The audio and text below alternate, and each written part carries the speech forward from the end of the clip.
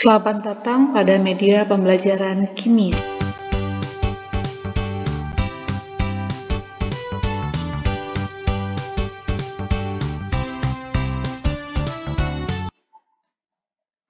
Kali ini kita akan membahas mengenai penyimpangan konfigurasi elektron dan membuat diagram orbital. Nah, tentunya kalian sudah harus menguasai, memahami mengenai konfigurasi elektron. Nah, jika masih belum memahami atau masih bingung dalam mengkonfigurasikan elektron, silakan kalian amati video pembelajaran kita sebelumnya mengenai konfigurasi elektron. Yang pertama, kita akan bahas mengenai penyimpangan konfigurasi elektron. Beberapa atom ada yang mengalami penyimpangan konfigurasi elektron. Penyimpangan ini terjadi karena konfigurasi elektron atom-atom tersebut kurang stabil sehingga atom-atomnya mengubah konfigurasinya menjadi lebih stabil. Jadi, ada beberapa atom yang harus mengubah konfigurasinya untuk mencapai kestabilannya.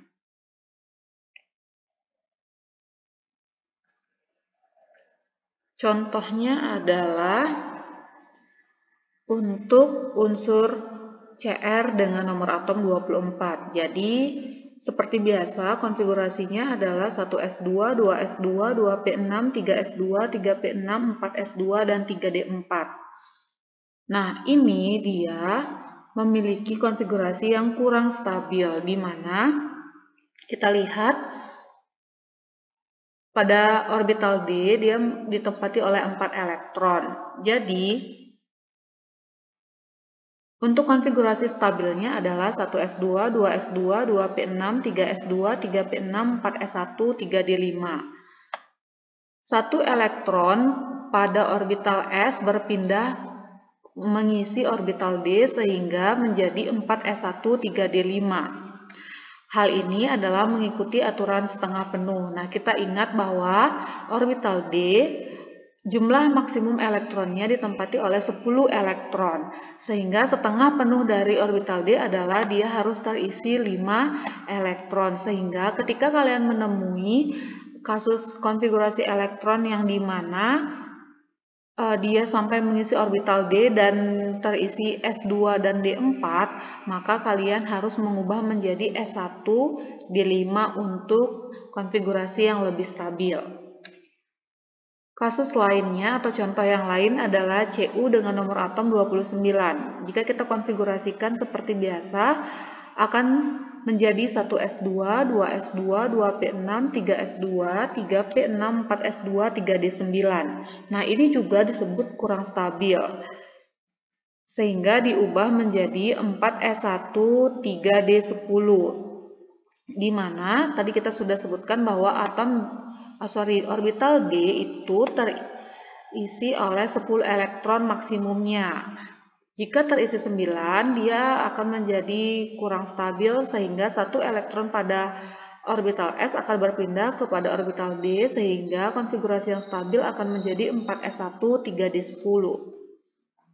Mengikuti aturan penuh. Nah, sehingga subkulit D, diingat subkulit D itu cenderung terisi setengah penuh seperti ini. Jadi dia harus diubah menjadi 4s1, 3d5 ketika kalian menemui 4s2 atau menemui s2, d4, baru kalian ubah menjadi s1, d5 sehingga D ini akan mengikuti aturan setengah penuh, di mana setengah penuhnya orbitalnya terisi 5 elektron. Kemudian terisi penuh yaitu D-nya adalah 10. Ketika kalian menemui S2 D9 berarti kalian harus ubah menjadi S1 D10 agar dia lebih stabil. Jadi konfigurasinya adalah menjadi untuk yang CR yang benar atau yang stabil adalah 1S2, 2S2, 2P6, 3S2, 3P6, 4S1, 3D5. Dan untuk CU 1S2, 2S2, 2P6, 3S2, 3P6, 4S1, 3D10 untuk mencapai kestabilannya. Jadi subkulit D akan mengikuti aturan setengah penuh dan aturan penuh. Selanjutnya adalah membuat diagram orbital. Kita ingat bahwa untuk orbital itu adalah tempat kita menemukan elektron. Kita ingat kembali bahwa subkulit es memiliki satu buah orbital, di mana setiap orbital diisi oleh maksimum jumlah elektronnya adalah 2 elektron. Kemudian untuk subkulit P dia memiliki 3 buah orbital, yakni setiap elektronnya diisi oleh setiap orbitalnya akan diisi oleh sepasang elektron, sehingga dia memiliki 6 buah elektron maksimum.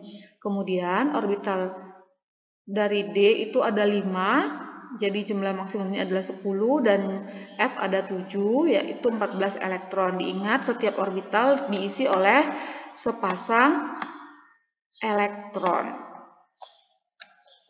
Misalnya, konfigurasi elektron dapat digambarkan dalam diagram orbital. Ini adalah diagram orbital. Sebagai contoh adalah atom H memiliki nomor atom 1, sehingga konfigurasinya adalah 1s1 yang jika digambarkan dalam diagram orbitalnya adalah seperti ini. Dia hanya memiliki konfigurasi 1s1. S itu orbitalnya adalah 1, berarti kita gambarkan kotak, kemudian karena dia hanya memiliki 1 elektron, maka hanya terisi 1 elektron. Nah, pengisian elektron pada orbital adalah arahnya nanti akan berlawanan. Ada yang arahnya ke atas dan ada yang arahnya ke bawah. Tapi untuk pengisian yang kita isi pertama adalah dia arahnya ke atas. Oke, kita lihat contohnya. Nah, dalam penulisan diagram orbital nanti kita harus memenuhi kaidah. Yang pertama adalah larangan Pauli, yang kedua adalah aturan Hahn. Di mana larangan Pauli menyebutkan bahwa tidak ada elektron-elektron dalam suatu atom yang keempat bilangan kuantumnya N, L, M atau S-nya sama. Nah, mengenai keempat bilangan kuantum ini nanti akan kita pelajari selanjutnya. Oleh karena itu, bilangan kuantum spinnya harus berbeda. Nah, karena dia tidak boleh memiliki keempat yang sama, jadi salah satunya harus berbeda. Yang dimaksud dengan arah spin itu adalah yang ini. Arah spin berarti arah elektronnya, jadi dia harus berlawanan.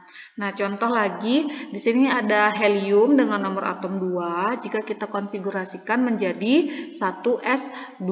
Kalau kita gambarkan diagram orbitalnya, diingat tadi s orbitalnya hanya 1. Kemudian dia memiliki 2 elektron, berarti diisinya adalah 1, kemudian satu lagi adalah arahnya berlawanan 2. Jadi orbital yang benar adalah seperti ini, bukan seperti ini. Nah, ini kan dia arahnya pada arah yang sama, yaitu arah ke atas. Jadi ini bukan penulisan yang tepat karena dia arahnya tidak berlawanan. Jadi seperti itu dalam penulisan diagram orbital. Nah, mengenai aturan Hahn, elektron akan menempati orbital sendiri-sendiri terlebih dahulu dengan spin yang searah. Setelah itu orbital diisi elektron berikutnya dengan arah spin yang berlawanan. Nah, contohnya ada F dengan nomor atom 9, kita konfigurasikan adalah 1s2, 2s2,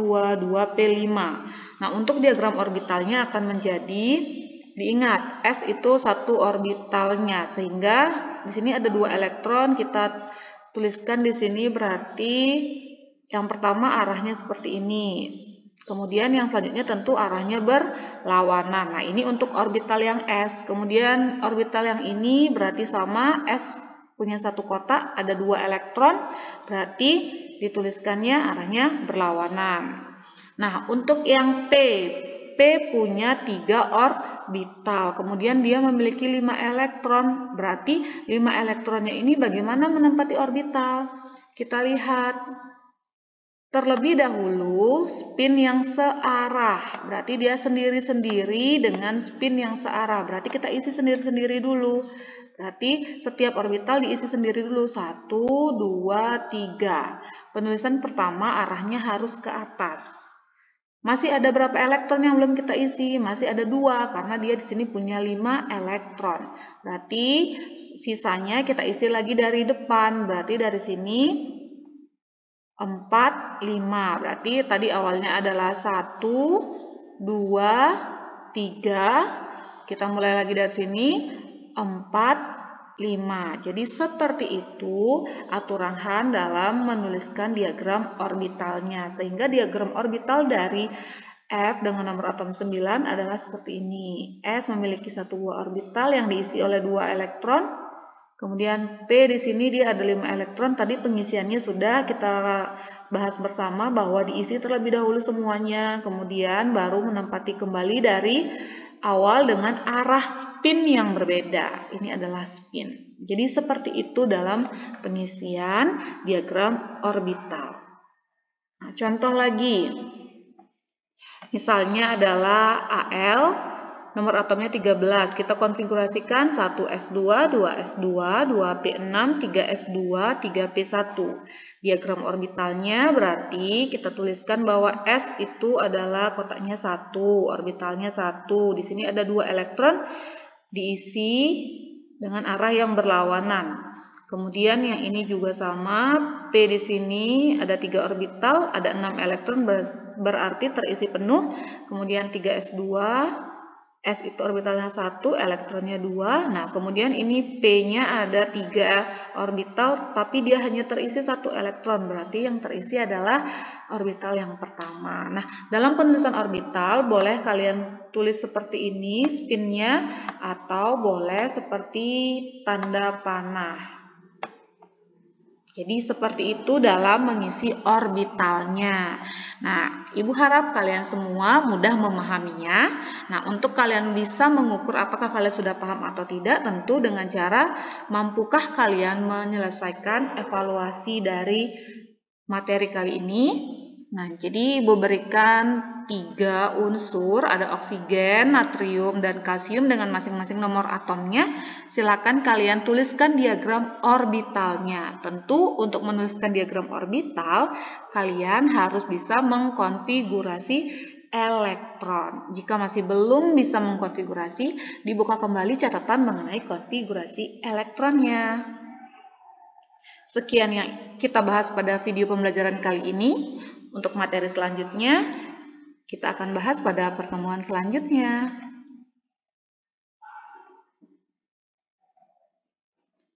Sampai jumpa pada media pembelajaran selanjutnya.